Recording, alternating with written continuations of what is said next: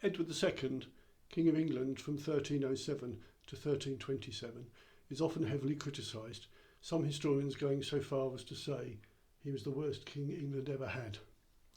Now that I think is a little bit severe. He had his problems, he had his issues.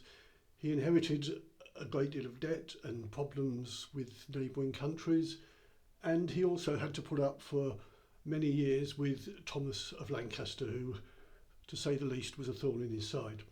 So here we will take a look at what his contemporaries thought of him. What were those writing whilst Edward was still alive and shortly after about the king, sometimes named as the worst king England has ever had? In 1300, when Edward was still Prince of Wales, 7 years before he became king, he was described as such in the roll of arms.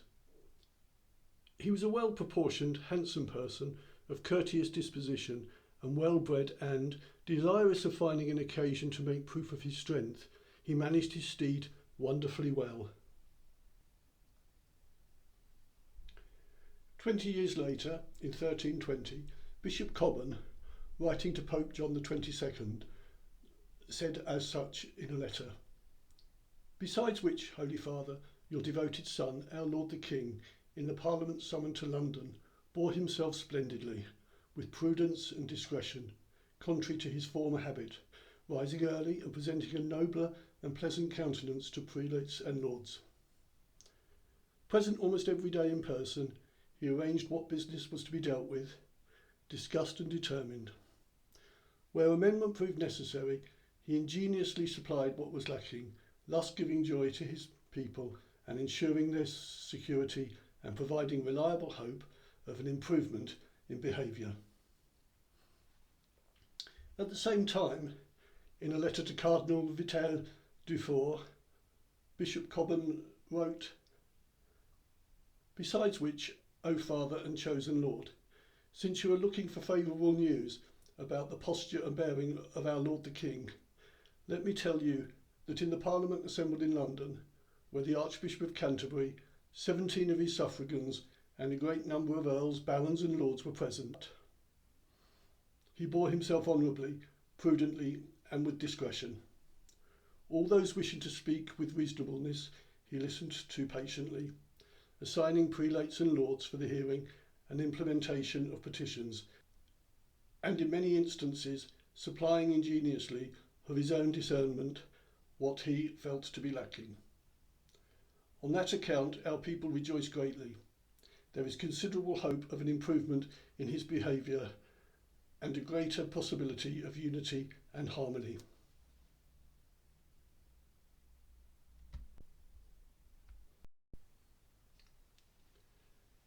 In the life of Edward II by the so-called Monk of Malmesbury, we hear the following. "On the day of the translation of St. Thomas, in the 35th year of his reign, died Edward I after the conquest, and his son Edward II began to reign, a robust young man in about his 23rd year. He did not achieve the ambition that his father had set before himself, but directed his plans to other objects." Later the monk goes on, "Since a king is so styled from the fact of ruling as one who should rule his people with laws and defend them with his sword from their enemies, he is fittingly called king while he rules well.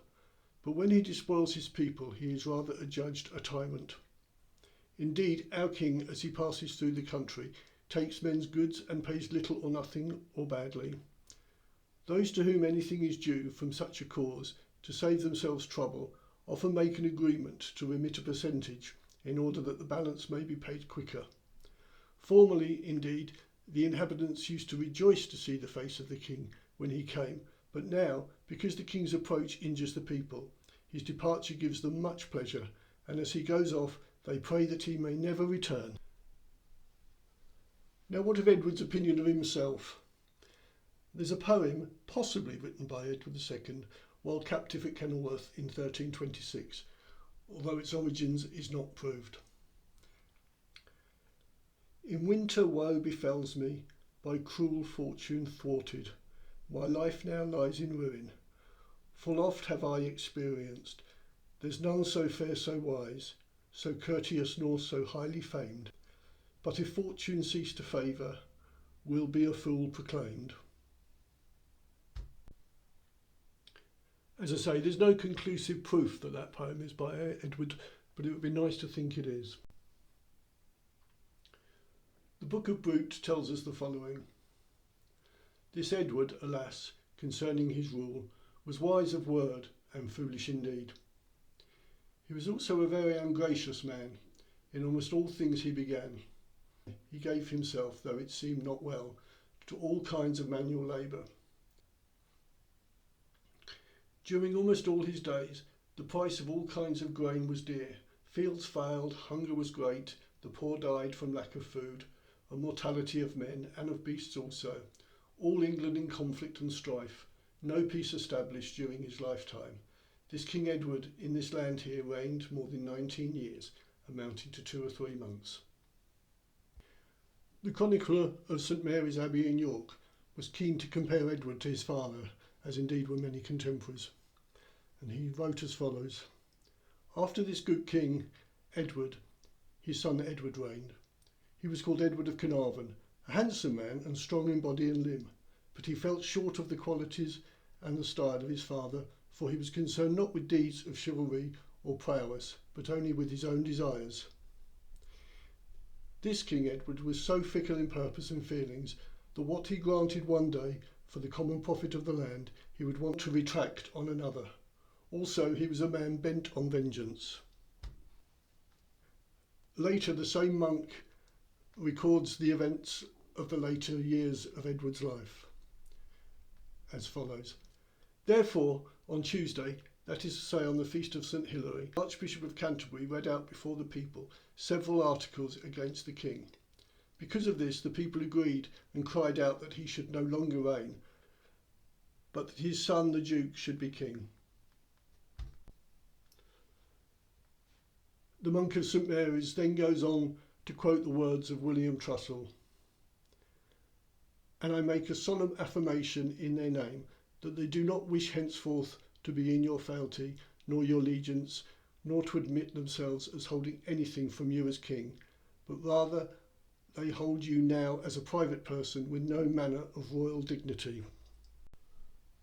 Of all these contemporaries, one of the most sympathetic towards Edward seems to have been Geoffrey the Baker, although it needs to be noted that in other areas Geoffrey is not the most reliable of witnesses. But here he says, the principal plotter of this great disaster, I mean Adam, the so-called Bishop of Hereford, preached in public about the arrival of the Queen and the cause of the army. He took as his text, I am grieving for my head, and interpreted it as showing that a head which was too weak ever to be bound up by any strength-giving bandages of Hippocrates had therefore to be removed. Geoffrey then went on to say, his wife, Isabella, found it hard to bear that the life of the husband she hated so deeply had been prolonged all this time, and she complained about it to her master, the Bishop of Hereford. Thomas Gray, writing a little after the reign in the 1350s in his Scala Chronica, was a little bit more sympathetic towards Edward. After the death of Edward I after the conquest, his son, Edward II, reigned in great tribulation and adversity. He was not industrious, neither was he beloved by the great men of the realm, albeit he was liberal in giving and amiable far beyond measure towards those whom he loved, and exceedingly sociable with his intimates. Speaking of the end of Edward's reign, Thomas Gray went on to say, he was buried at Gloucester and reigned 19 years.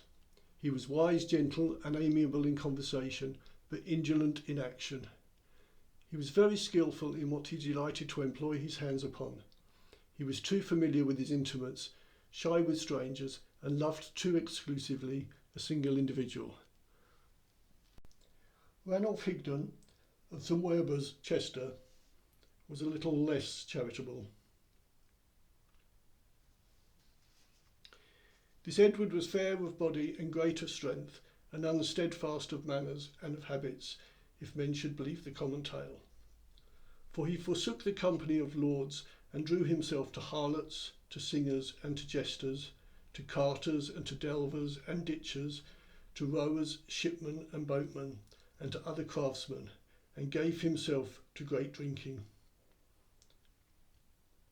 He would lightly tell out privy council, and smite men that were about him for but little trespass, and did more by other men's counsel than his own.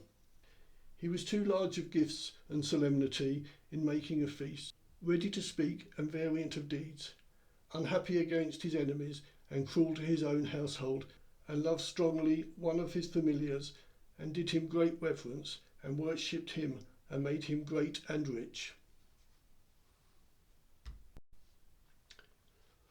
Froissart again, as with other chronicles, compares Edward II to his father. Edward I was a brave, wise and resourceful ruler, enterprising and very successful in war. But when he died, he was succeeded by his son, by his first marriage, who was quite unlike him in wisdom and courage, and governed his realm very harshly on the advice of others. This brought great misfortune upon him, as you shall hear. Towards the end of Edward's reign, Froissart tells us this. At this festivity and assembly it was decided, since the country could not long remain without a sovereign, to put down in writing all those things which the king, then in prison, had done under the influence of evil counsellors, all his habits and evil behaviour, and the way he had governed the country, to the end that it should be read out in open court before all the people.